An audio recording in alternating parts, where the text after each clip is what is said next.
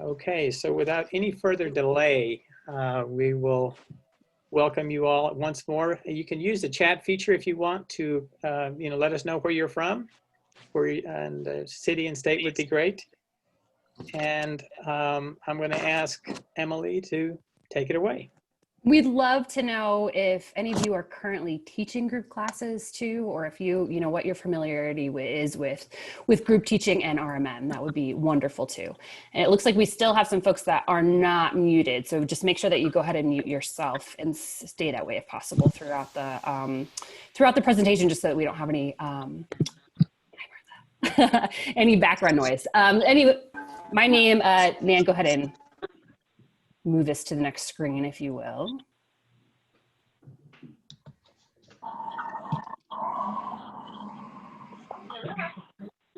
Go. I am trying. Okay. Hi. You are? Well, look, let's see what's going on. And Richard, if you're able to just go ahead and mute everyone, that would be helpful too. Richard, you're going to have to make me a co-host. Yeah. Okay, it said some other things too, but I don't know what they were. Unmute for me, but they should still.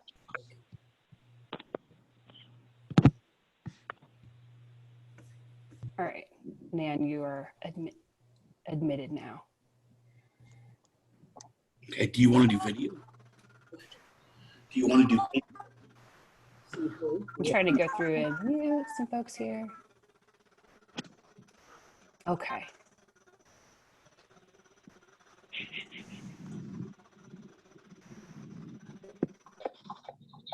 Hang with us just a second, folks. We'll get the PowerPoint started here. Perfect. Okay. All right. So my name is Emily Book McGree, and I'm going to be talking to you today along with Nan Baker-Richardson and Rebecca Bellelo, just about some group teaching right now. And Richard, are you able to go in and do some muting? Just so we don't have any back noise. Okay.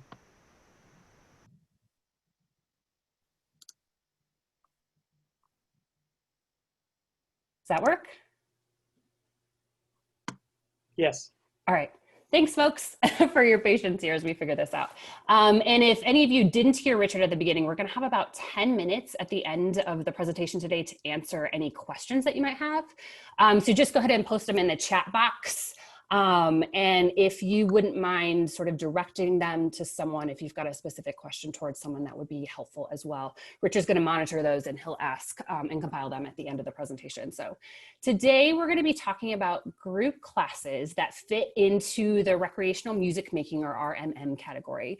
For those not familiar with RMM, these classes refer to music instruction in a group setting that's student-centered, social, stress-free, and fun. So essentially we're talking about classes outside of the collegiate group piano category. Today, Nan, Rebecca, and I are going to be talking about the different hats teachers need to wear in order to do this in a successful way. Nan's going to talk about the teaching hats, or what happens in the lessons. Rebecca's going to talk about the empowering hat, or how to keep students engaged and motivated throughout their musical journey. And I am going to talk about, Nan, go ahead and change, the business hats. Go ahead and change screen there. Yeah, is it working? Sorry, folks, we rehearsed this. There we go. All right, and these are difficult times because they are. The business hat is really essential for running an organized and successful music organization, especially during the time of COVID. Just to give you a bit of background on me, I teach RMM in two different settings. One is at the Lamont School of Music at the University of Denver, where we have adult and child group classes. Those are all strictly online, so no in-person happening there right now. And the other is at my home studio, where I currently have classes in person, hybrid, meaning a combination of in-person and online, and strictly online classes. So depending on your teaching scenario and the COVID spread in your area, you may be making different decisions for your studio. Regardless of the situation though, I really recommend a strong business plan to help keep your studio in a healthy place and maybe even grow during this stretch of time right now. Go ahead and change, Nan. Okay, so the business plan. These are the nuts and bolts of your studio, and they might change due to COVID right now. So if you aren't attached to organization, you really need to figure out the structure. Protecting yourself from a liability is super important, especially right now. For those of you who teach in your own private studio or are running a community music school or academy of sorts, make sure you at least have an LLC set up for your protection. These are super cheap, around $60 depending on your state, and they provide liability protection for you as a teacher. They also allow you to get a tax code to open your own business bank accounts. 501c3s are also another option if you're interested in the nonprofit sector. They're a bit more expensive, usually around $500 to $600, and require you to have a board in place. This is obviously several additional steps, but they might be worth a look if you're interested in applying for certain grants, obtaining some donors, or doing a large amount of outreach into your community.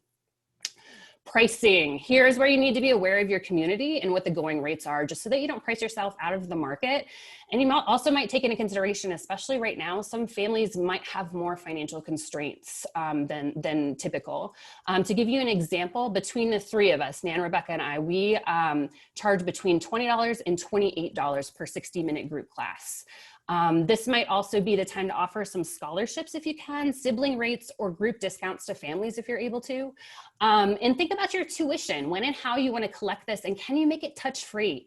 I do mine through Venmo, Zelle, and PayPal, so I never have to touch a check. And it goes just straight into my business checking account and makes things super easy for taxes. Studio policies. During COVID, especially the most important ones that you can have in place are your makeup policies, and have a real strict sick policy in place. I'd also recommend having a COVID waiver for students if you are allowing them back into your space in person. One of the great things about this time period is that folks have gotten used to the online setting and should be pretty comfortable moving into a Zoom class if there's a sign of a sniffle or a fever. And it's fairly easy to record your classes and post them to either Vimeo or YouTube, whatever platform you're using, if someone has to miss but would like to catch up.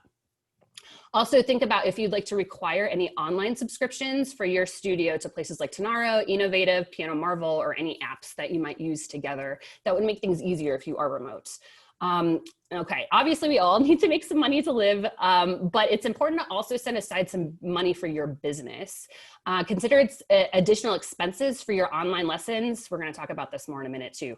Marketing expenses, upkeep on pianos, materials you may need to buy for group activities, social events that you might want to do for your class, even if these are outside and socially distant right now, website fees, accountant fees, and setting up money for your taxes. Last on this list is deciding how you want to set up your studio. Nan, go ahead and change. All right, so in a minute, the PowerPoint's going to change here, and this is going to be an example of my home studio setup. There we go. I have a space, if you can see on the left-hand side, for online lessons where I've got an iPad on a tripod, as well as 2 keyboards set 6 feet apart for when I bring in small classes back into the space. During non-COVID times, typically all 3 of us teach classes of 3 to 8 students in person, but the setups really vary and can be amended to your space and resources. Labs are great and super useful for bigger classes, and there are a lot of resources out there right now with pictures of setups during COVID. But you can also just teach group in a smaller space. When I mentioned that classes absolutely can be taught on one piano, in my own experience, while kids tend to be a little bit more fearless about playing for others, some adults really enjoy the option to put headphones on so they don't have to play out loud for anyone until they're comfortable. Just make sure you have a sanitizing plan in place for all of your keyboards, headphones, pencils, everything else that you might be using in the studio in person right now. You also might notice from this picture a variety of things that haven't really been necessary for group teachers in the past. So Nan, go ahead and yeah, okay. So this is a list of things that I have purchased or subscribed to in order to make the jump to teaching my group classes online or in person during COVID. So you can see it's a little bit expensive. An iPad tripod, boom and a microphone, a light ring for when you're teaching in the dark, computer stand just to make it easier for me to Zoom, a webcam that can do overhead videos for my students, an air purifier, Wi-Fi system to boost our Wi-Fi, extra books and whiteboards and things like this to show your students while you're teaching online, sanitizing supplies, practice packets that have items that students enable them to do all of our group games and activities at home. We had to upgrade our internet, Zoom fees if you're not associated with a university or another organization that allows you to do multiple folks for a longer period of time. Flipgrid, which is now free, Vimeo fees, escape rooms, and other online games. If some of you haven't checked out Leah Levis's website, please do that because it's making things, she's got so many wonderful ideas right now.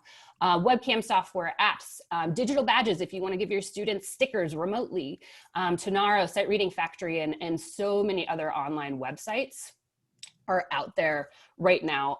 If you are interested in any of these things, stay tuned because in a later webinar, we're gonna go over and describe the teaching tools that all of us use for group teaching, both online and in person, during the class and outside of the class. So stay tuned to those if you're interested. If you haven't made the jump to teaching group online yet, I do have to say that there are so many positives of doing so right now. My student requests for my own studio have skyrocketed since March, both for adult classes and child classes. People are home and they're looking for ways to spend their time and connect and learn new things and provide structure.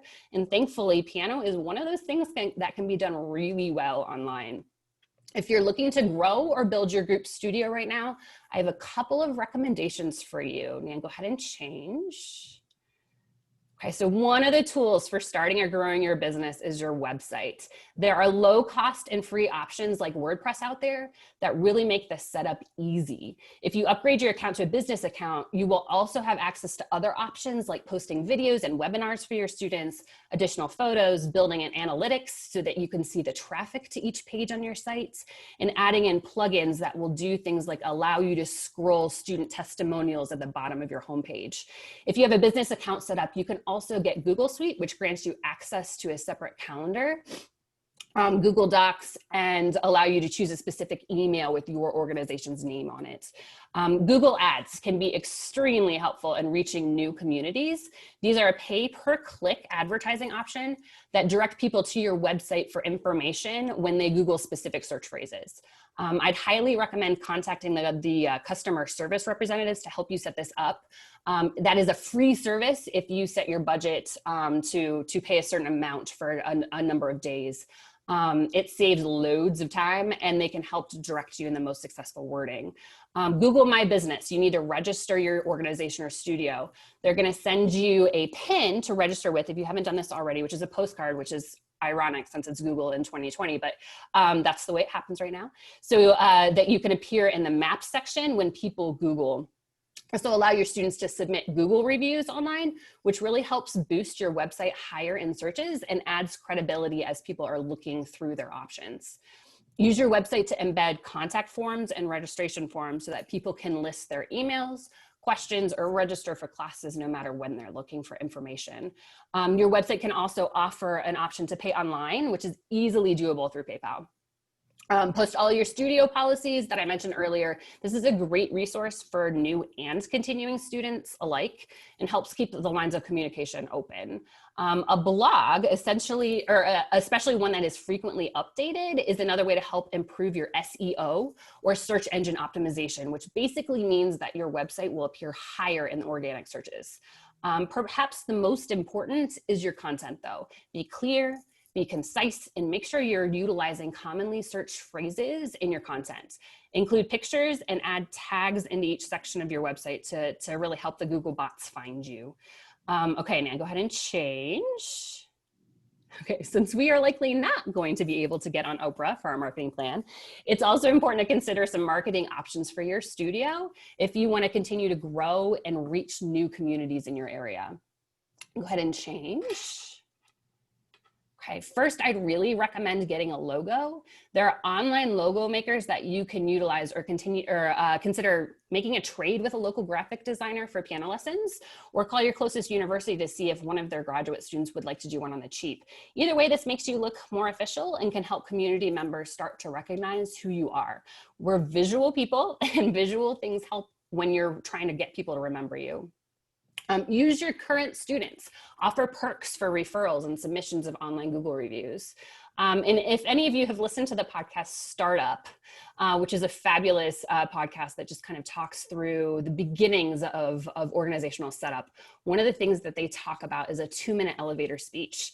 People tune out quickly these days, and you need to be ready to give a clear and concise overview of your studio or school to potential new clients. They don't need specifics of your tuition prices necessarily just yet, but you might want to give them an explanation on about why group classes are so cool and how this can work online, especially if that's your chosen modality. Facebook can work. Find these community Facebook pages. Utilize the mom blogs and Facebook groups. You can also sponsor ads this way, or add in posts to your feed that encourage feedback from your followers so that you pop up in their Facebook friends feeds. Nextdoor is also another wonderful option that's worked really well for a lot of piano teachers in this area. I mentioned Google Ads earlier, but these are great ways to feature new classes or offer free trial lessons to new students. They can be expensive, but if you get even just one new student out of the ad, you make your money back immediately.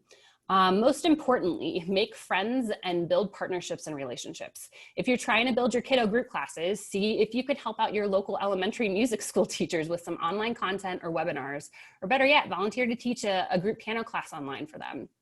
When new families are looking for a teacher, they're going to go to their local music teacher to ask first, and you want to be at the top of their list. It also really helps if those kiddos are familiar with you too, especially if you're moving online.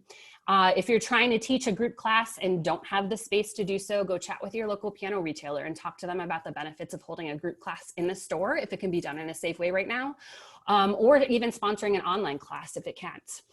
Or see if your local university wants to build a community music program. Chat with the programming directors of your local libraries and community rec centers.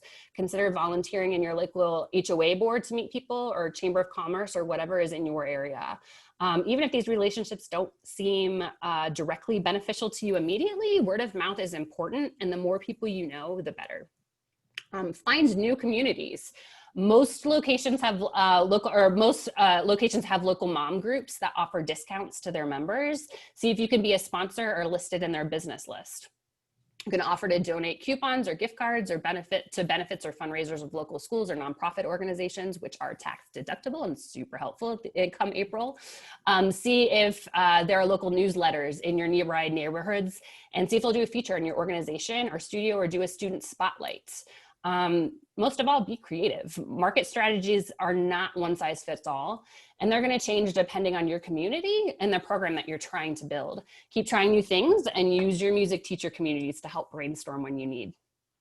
Go ahead and change.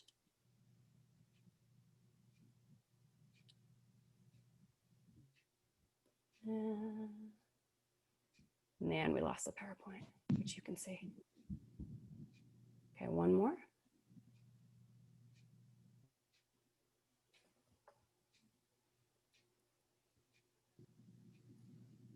This is what happens when we get a lot of people in here, huh?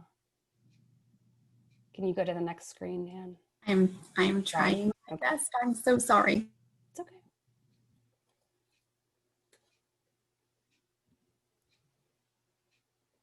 Okay, I'll just keep talking through while Nan's trying to figure out the PowerPoint here. Okay, well, lots of things can help boost your business marketing. Yeah, there we go.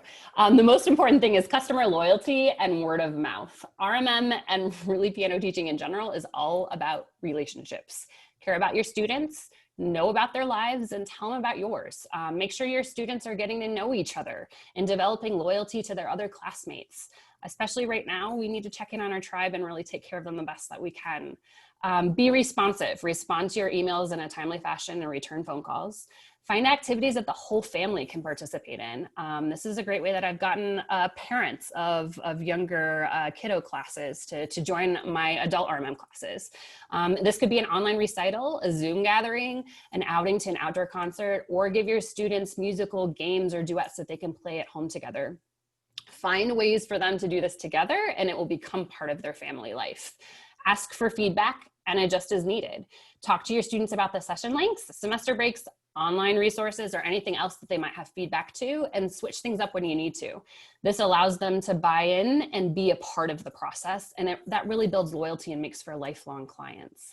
And most importantly, Nan, change if you can, be the best teacher you can be. And with that, I'll turn it over to Nan. Thank you, Emily. I appreciate that.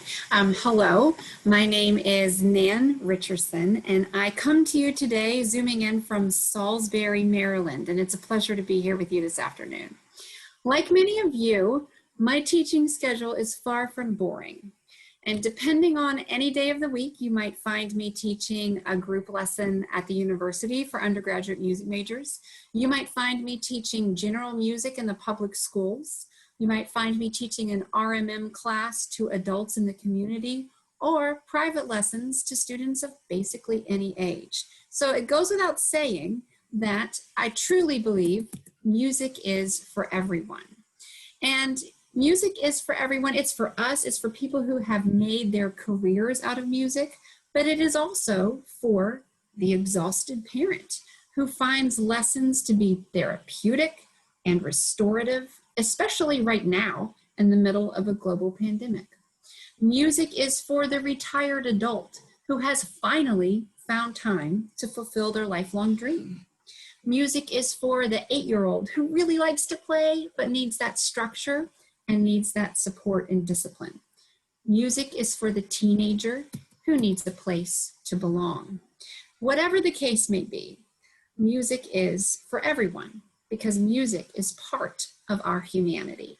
And that is really something that the recreational music making term encompasses, that music is for everyone.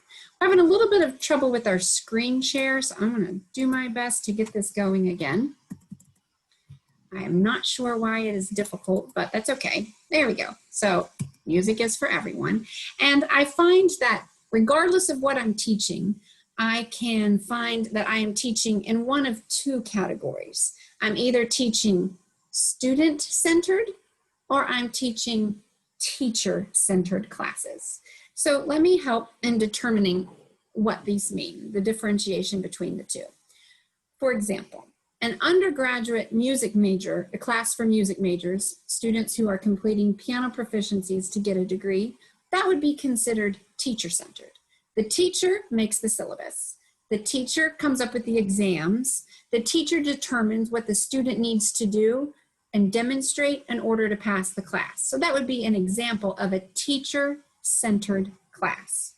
On the contrary, recreational music making, or RMM, would be considered student-centered because it's the student that controls how much to practice. It's the student who decides how fast to progress, and it's the student who determines how to measure his or her success. So we've got teacher-centered and student-centered. Keep in mind, however, that it certainly is common for a teacher-centered class to contain student-centered elements, and vice versa, for a student-centered class to contain teacher-centered elements. Before teaching anything, regardless of if it's student-teachered, or if it's student-centered or teacher-centered, I like to begin with the end in mind. To begin with the end in mind, it is always beneficial for me to ask myself, at the end of this class, at the end of this lesson, what do I want my students to know? At the end of this class or lesson, what do I want my students to be able to do? And then finally, at the end of this class or lesson, how do I want my students to feel? The most important question is that third one, in my opinion. How do I want my students to feel when they leave my class? Well, I want them to feel amazing. I want them to leave my class knowing that they are better because they have made music. I want them to feel like they are capable of making something beautiful because they are, because music making is part of our humanity. Okay, so how do I do that? How do I do that? That leads me to what I like to call the lesson sandwich. Have you had your lunch today? Just kidding. Okay, so the lesson sandwich. Imagine that you have all this delicious meat and these toppings, lettuce, tomato, everything that you love on a sandwich, but you have no bread. Your sandwich will fall apart. The bread holds your sandwich together. And that's what I like to think of in the lesson. The first 5 minutes and the last 5 minutes of your class or lesson, hold that together. Now, the first 5 minutes and the last 5 minutes, that's not where that nitty-gritty, hardcore content happen, but a lesson without a thoughtful opening and a thoughtful closing is just like a good sandwich that has no bread and is going to fall apart. So I want you to think for a second. What do you often overhear when your students are coming into your classes? What do you overhear as they're leaving or as they're going home? I didn't practice this week. Oh, you know, my pieces are all kinds of wrong. I'm tired. I'm never going to get this. I almost didn't make it today. There can be a lot of noise and a lot of negativity. So what can I do? What can we do to make our students comfortable, to allow them to focus, and to be in the present? So here are 3 ideas for your bread, the opening and the closing of your lesson. The first one is a simple idea. Listen to something beautiful, even if only for a minute. And don't we all need that right now, especially in the middle of a global pandemic? Invite your students to stop, take a moment, and simply listen to something that's beautiful. I promise you that will be a wonderful way for you to begin your class. Idea number 2 for the bread or the bookends of your class or lesson. Pair and share. That's an oldie but a goodie. So what is pair and share? You take 2 students from your class and you put them together and you give them a specific topic to discuss. That can be practice oriented. How did your practice go this week? One student asked the other student, what was the best part of your practice? What was the most challenging part of your practice? That pair share topic does not even have to be music related. Oh, the Thanksgiving break is coming up. Pair with someone and discuss what you're going to be doing over break. Traveling, staying home, being with family, having some alone time. Why is that important? It's important because you are building community within your class. And that will definitely add to how students feel about their approach to the class. Are they connected to the other people in their class? Building community is something you can facilitate as a teacher. Idea number 3. Choose a piece of music, choose a piece of repertoire that is not piano repertoire. That's novel, right? Choose something that is purposely not piano repertoire. So let's say you choose a string quartet. Give the students something specific to listen for. Oh, Sarah, you listen for the violin part. Joseph, you're the viola. Matthew and Kira, you guys listen for the cello. So depending on how many people you have, assign people a particular instrument to listen for, and then give them a specific thing to do. If the cello's playing, hands on your shoulders. If the cello's not playing, hands in your lap. So focused, intentional listening for an excerpt that just may or may not be part of that piano repertoire. So those are 3 ideas for the bread.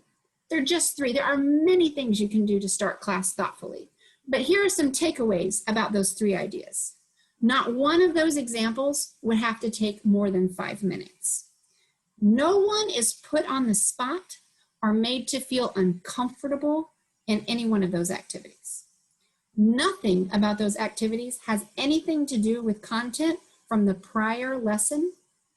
That's on purpose. And then finally, those activities are fun. If I know I'm going to walk into my class or lesson and I'm always starting with something that's engaging and fun, I'm going to want to go and I'm going to want to be ready for it.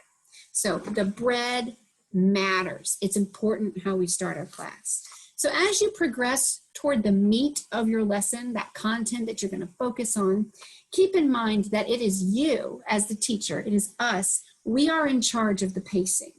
And I find it best for me personally if I never spend more than 10 minutes on something. Now that's even true with my adults or my students who are at a very high level repertoire. I might be on the same piece, but I'm not on the same specific activity or element within the music for more than 10 minutes at a time. The pacing matters and it helps to keep moving forward. And then finally, choices. If you talk to any group teacher, it is probably at the top of their list. One of the most challenging things about being a group teacher of any kind is that not everybody is at the same place. Everybody's always moving at different rates of progression, and nobody's ever, oh, yes, I learned this, and now I'm ready for this, and we're all on the same page together. Wouldn't that be nice? So you kind of have to think of yourself as an aerobics instructor.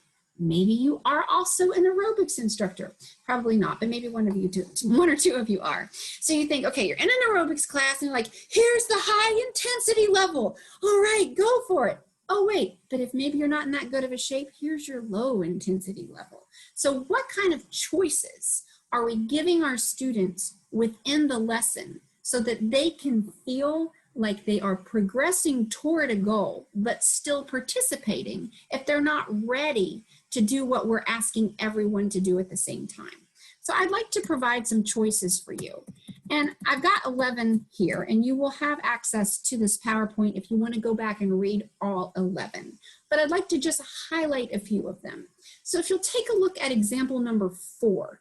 Example number 4 says, raise the hand that is playing. So I'd like to look at example number 4 as a choice that I'm giving my class if we are playing a particular piece of music and that person is not ready to play hands together at the tempo that I am choosing for them.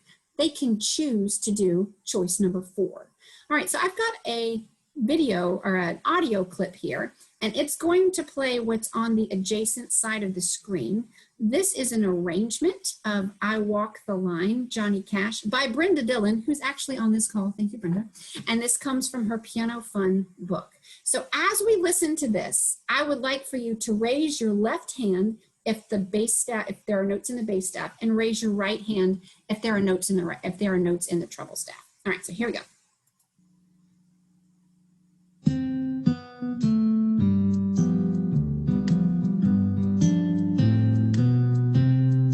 Left hand starts. Left, left, left, right, right, right, right, right, right, left. 2, 3, 4, hold. Left, left, right, right. You get the idea. I'm going to stop it right there just for the sake of time. But that's an example of a choice a student could do instead of playing hands together or hands one at a time if they are not ready. All right. Consider number 7, sing the melody. The students following the score and singing the melody versus playing the melody. And then take a look at it at number 9, concept play. Perhaps the content of your lesson was primary chords and you discussed tonic, subdominant, and dominant triads. And you've got all those different chords in a particular repertoire piece you're introducing. You've chosen a tempo, and now you're going to give students choices as to what they can do. Maybe they're just going to play the right hand. Maybe they're just going to play the left hand. Maybe they're going to follow along in the score, or maybe they're going to concept play. They're going to be going along and they see a subdominant triad play. Subdominant, subdominant, subdominant. So they're listening for one thing and they're playing it as it is indicated in the score.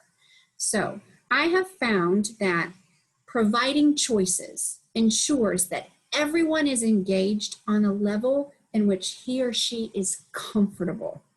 Frustration is at a minimum because students have the choice. They are given permission to change at any time and to choose what they can do that is right for them in that moment. Choices are key when teaching group piano. And then finally, practicing.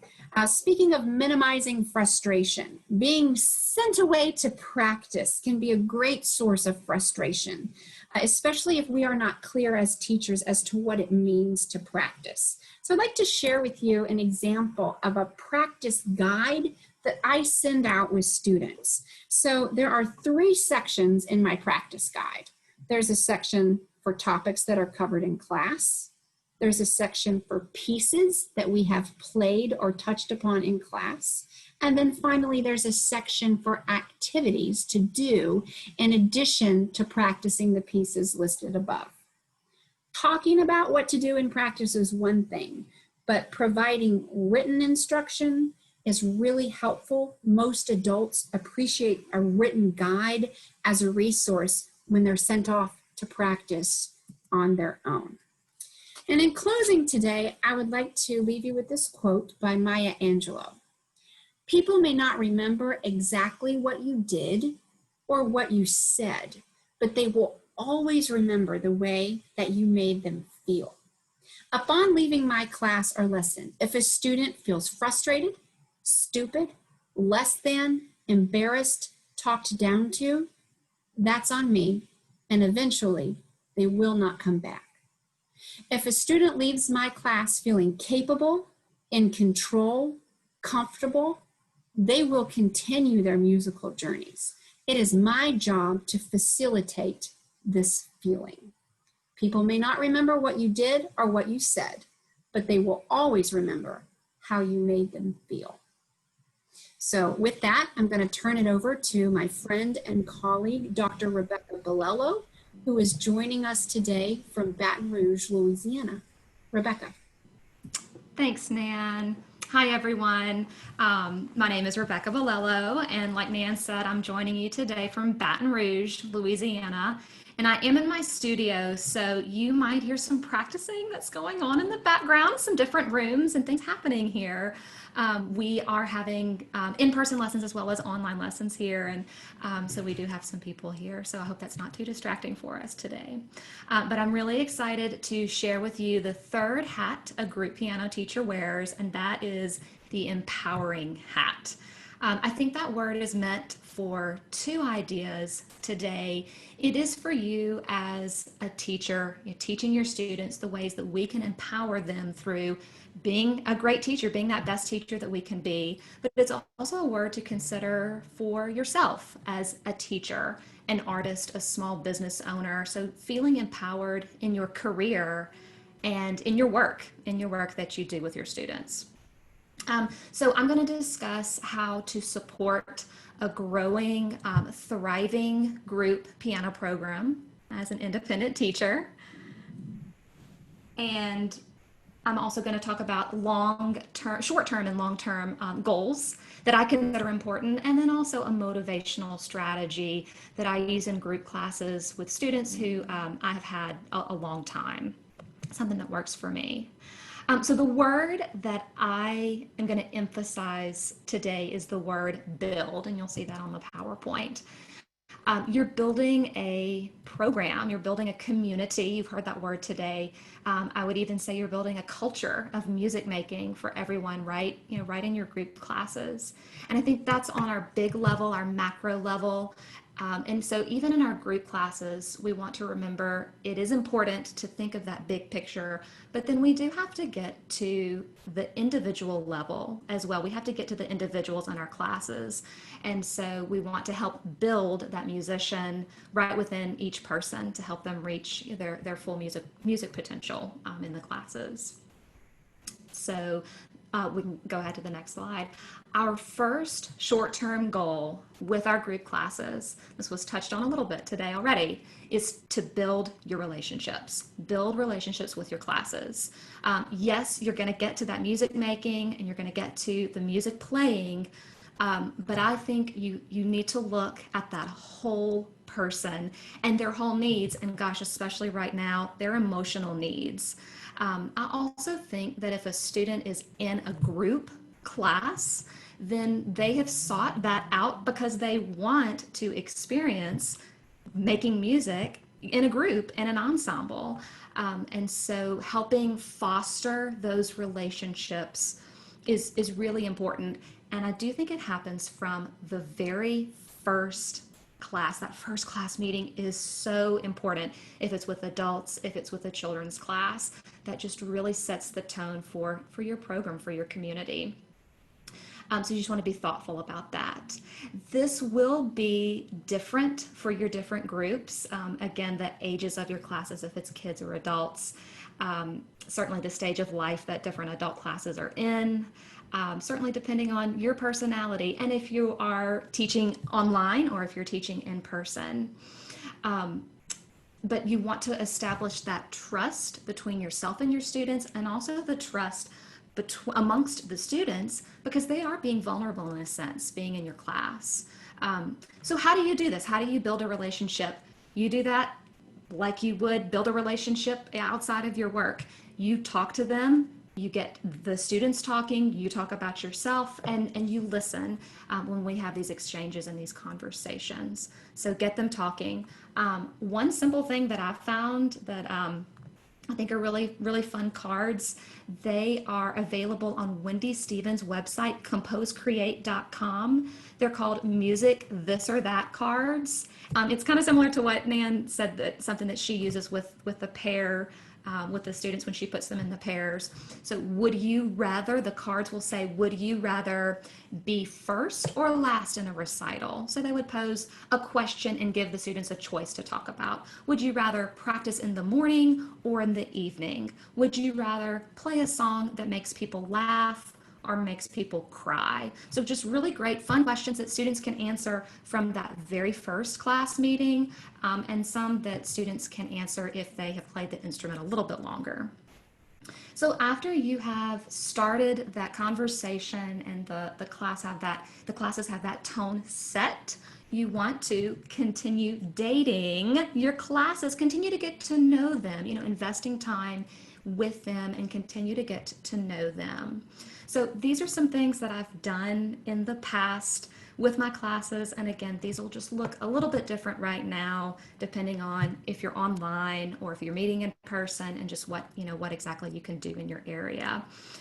If you can take a field trip, if you can go anywhere, we have gone to our local music store, and it's fun to see maybe newer instruments that are out, just how our music store is set up and organized, and to look through new music together.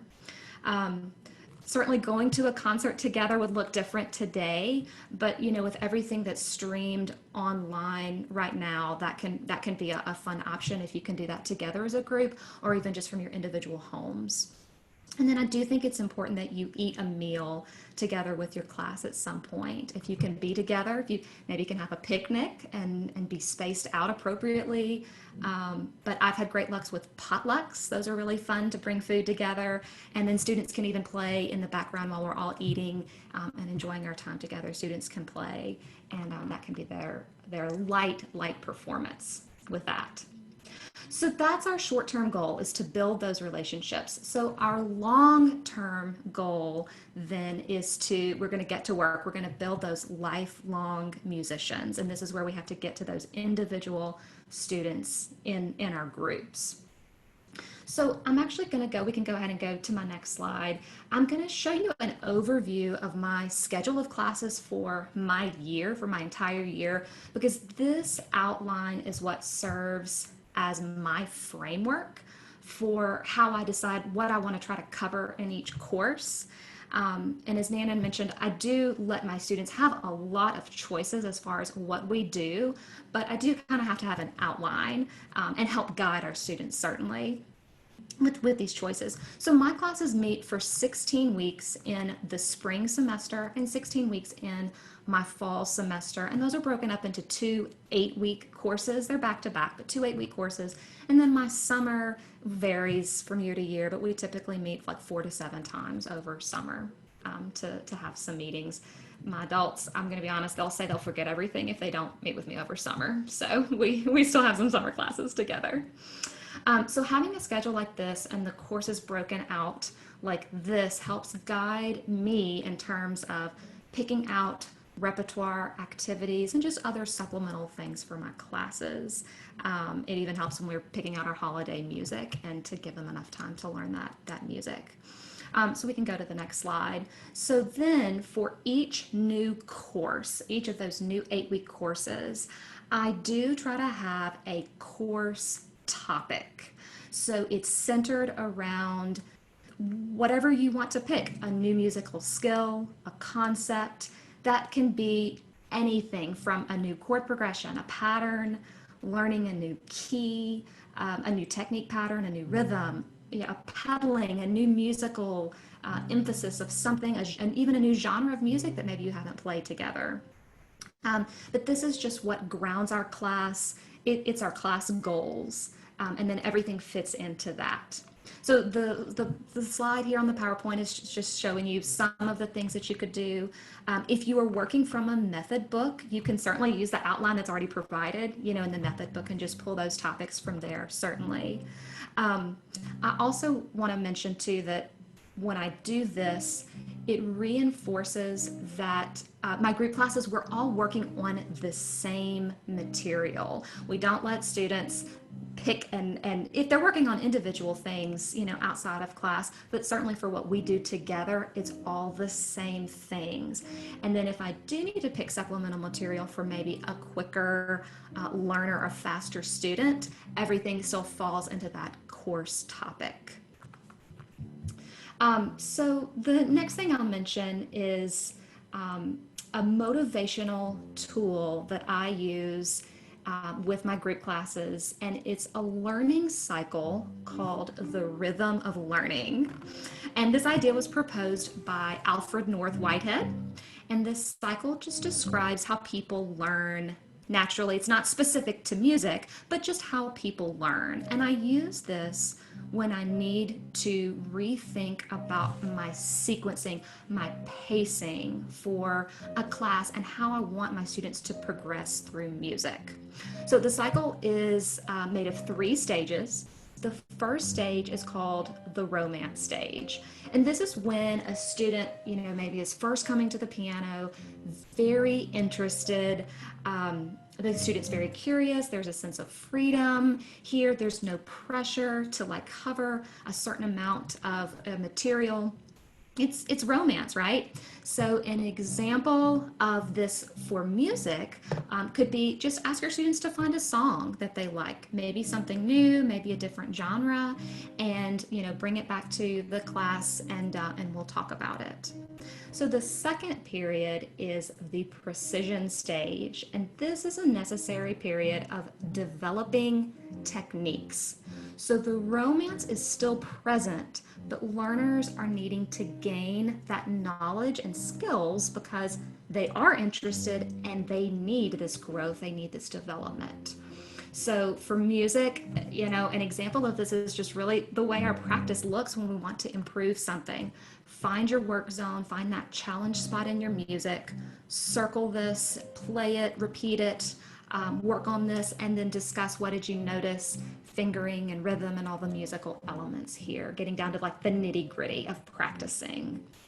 Okay, this third stage is generalization. And here learners can synthesize what they've learned and apply it to a new context. So generalization is taking the knowledge and skills that they've learned from the precision stage, and it can also be a return back to romance with a new level of competence and confidence. And so I love this one because it's a reminder for me to sometimes do things just for fun. That can really be worthwhile. Look, I have students tell me a lot, Rebecca, if it's not fun, I'm not doing it. So that can be just something worthwhile to do every now and then. And then this is a reminder too that these rhythms form a circle. It is a cycle, so it's not a ladder. We do come back and revisit these at times. So a fun assignment for this last generalization is to have a student go back and have relearn a review piece, something that they've played from months ago, and when they revisit it, hopefully they'll see some of the progress that they've made, and even have a different emotional viewpoint with it as well. So in closing today, we can go to my last slide. I'm going to let you just read over this quote. This is from a book by Jim Collins called Good to Great: Why Some Companies Make the Leap and Others Don't. And I've read parts of this book years ago, and some things are just really tough to transfer to a smaller business like music teaching, but I really connect with one of the chapters in this book about finding meaning and finding value in what you do in your work. And so that's, I hope you're feeling empowered in your career if you are teaching privately, if you're teaching in group, and gosh, especially, right now, because I do think when you find that it's meaningful, your students feel it and they know it and they sense it. And so then it becomes a neat cycle for you and your students. So I hope you can tell how much I certainly enjoy my work and seeing my students every week. And I've enjoyed being here with you today. We'll take this over now back to Richard, who can maybe wrap this up with a few questions from our comments. And then this last slide that is up is about our future seminars that we will have.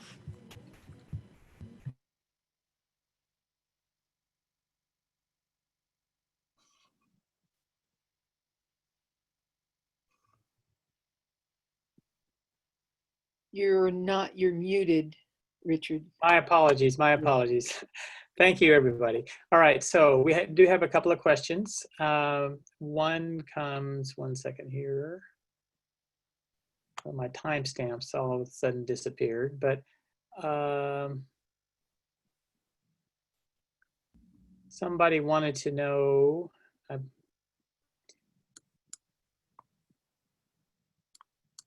okay, here we go.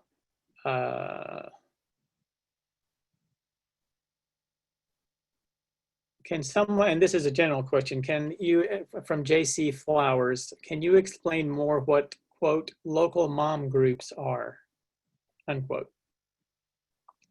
Yeah, I think that was from one of my marketing strategies. And in the area, in our area anyway, we've got a lot of groups called Mod Moms. There are many around here that offer discounts to members that buy into the mom group, and then as a return, they get a number of discounts to organizations in the area. So I'm a member of, I think, 4 or 5 in the Boulder, Colorado area, and each mom group member that signs up for a new class or lesson, either for their child or for themselves or their partner, get a 10% discount or a free trial lesson, depending on the group. Okay, thank you, Emily. This question from Margaret Hoover, not directed to anyone in particular. What do you include in a practice packet? I think that might have been for mine too. So right now, especially since I have so many students that are online, I send home a binder that's got like a pencil kit at the front of it, where it's got a variety of different things, lots of different colors of colored pencils. I put some dice in there so that we can play some practice games through that. So one of them is like, maybe we'll play a student versus teacher game, and they roll the die, and then if they play, this is especially for my kiddo classes, if they play the passage correctly, then they put the number of the die that they rolled in their column. If they don't play it correctly, then I get the points, and then we tally the points at the end and see who won. So it's just a little bit of a motivation. And there are many games that you can play in there.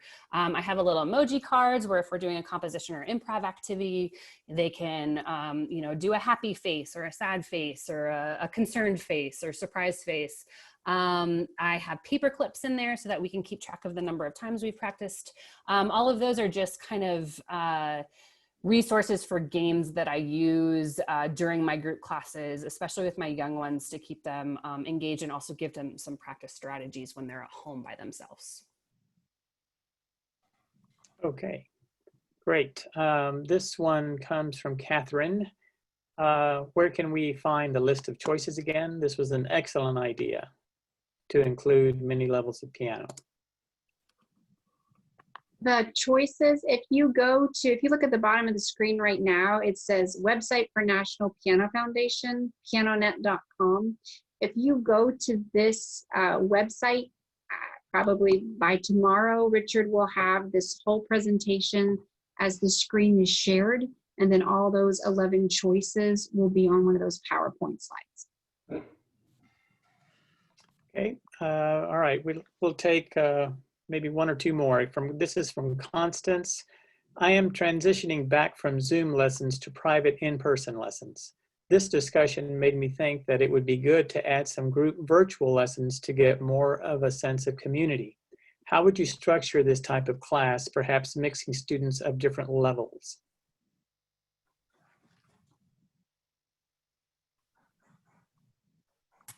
I'll take that one. I have done something similar to this during these COVID times. I've got some adults and they're at very different levels, but they do miss their group classes. And so we have met several times on Zoom, even though it hasn't been like a class that this class will meet for 8 sessions. It's just kind of been, hey, I think I'm going to get some people together this week. Would you like to join our Zoom group class? And during that time, I've done 2 things. One is that I have addressed theory just in terms of the circle of fifths, but not everyone's been at the same level. So I might say, okay, now I'm going to pick A major, and I've got somebody playing pentascales, and I've got somebody playing A major 4 octaves at a pretty decent tempo, right? But they're still addressing the same concept at the same time. And then I've also had just kind of like a little studio class on Zoom where people have sent me their scores, or I've put their scores up on screen share, and everyone's following along while they listen to somebody play an excerpt or an entire piece. And we've just kind of shared our music together that way. So I've been able to incorporate adults at varying levels in a group class during COVID, which I probably wouldn't have done if we haven't had this pandemic. Does somebody else want to take that too?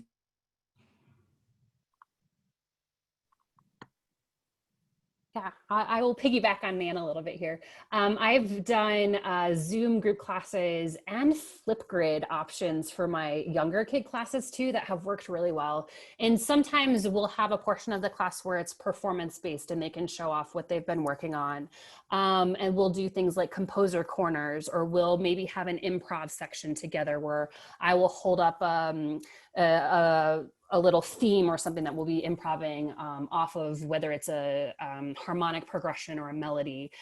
We tackle new theory things together.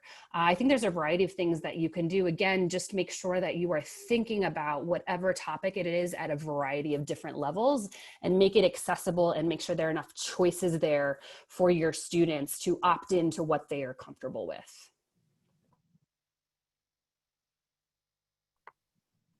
Okay, and from Martha Hilly, this is for Nan. Do you go to the public school students, or do they come to you? Is there a lab in the school?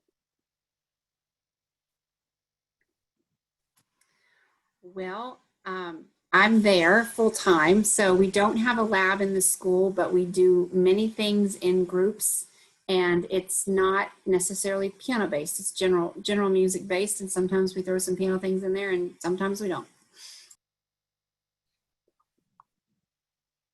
Okay, and let's wrap it up with this final question. And I would like, this is from Alexandra. I would like to know from each speaker how to inspire students to have a consistent practice routine. I'll go first. This has been a challenge, especially, with my adult students as they've navigated this interesting time. And I'll tell you one of the things that has worked, that has surprised me. I have just listed the pieces that we're working on, and it really helped. I can tell them they're adults, they can write stuff down, they can type stuff out. But if I do it for them, I just type out their pieces, and then I have this little chart on the other side, and I just tell them, now, after you practice this, I want you to draw an emoji of how you feel. And I know that seems really silly, but they have loved this, and it has helped them just keep track of it. It's just been like a feelings journal. And then they'll come back to their lesson on Zoom, which is kind of what we're doing right now, and they'll be like, smiley face, frowny face, medium face, angry face. and like, then we'll talk about how they felt about it, but it helped them kind of keep an emotional diary of their thoughts as they have tried to document their practice across the weeks. Somebody else? Yeah, I'll take it, or talk about some of the things that have worked for us. I think, you know, Nan already talked about a practice guide. I was talking with one of my adult classes that I was actually teaching just this morning, one of my RMM levels, and asked them actually this question about how they felt about their motivation throughout the time of COVID.